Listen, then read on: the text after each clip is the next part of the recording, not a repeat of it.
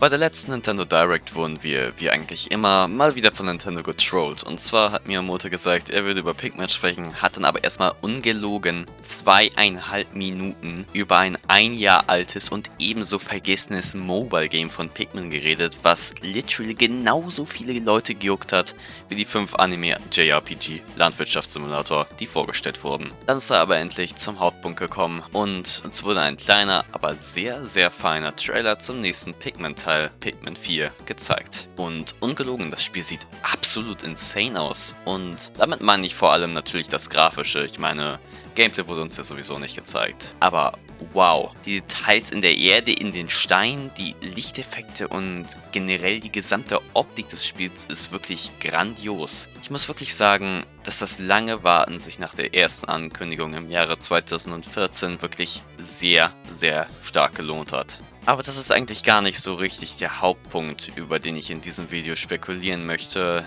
Das ist nämlich, ob Pikmin 4 überhaupt für die Nintendo Switch kommt. Klingt jetzt erstmal komisch, aber lass mich erklären. Die Nintendo Switch ist mittlerweile 5 Jahre und im März tatsächlich 6 Jahre auf dem Markt. Und rein logisch gesehen hat Nintendo eigentlich immer nach 5 bis 6 Jahren die nächste Generation ihrer Hardware rausgebracht. Gut, jetzt könnte man denken, dass Pikmin vielleicht ein Cross-Gen-Titel sowie BOTW mit der Switch und Wii U werden könnte. Jedoch gibt es da einen Grund zum Zweifeln und das ist die wunderschöne Grafik, die ich vorhin schon angesprochen hatte. Es gibt Echtzeitschatten, hochauflösende Texturen und wunderschöne Shader-Effekte und das würde die Switch rein technisch gesehen nur sehr, sehr schwer hinbekommen. Selbst wenn man es mit den bisher schönsten Games auf der Switch vergleicht, sowie zum Beispiel Breath of the Wild, sieht Pikmin einfach nur überdimensional gut aus. Natürlich weiß ich, dass Pikmin kein Open-World-Spiel sein wird, aber trotzdem sind es einfach nur Weltenunterschied. Und wenn die Pikmin-Entwickler es geschafft haben, es in dieser Qualität auf der Switch laufen zu lassen, dann ist das wirklich eine sehr beachtliche Leistung. Das Einzige, was ich mir vorstellen könnte, dass sie in diesem Trailer die Version für die nächste Konsole gezeigt haben und die Switch dann eine abgespecktere Version bekommt, was Sinn macht, da man sein Spiel natürlich von der besten Seite zeigen will.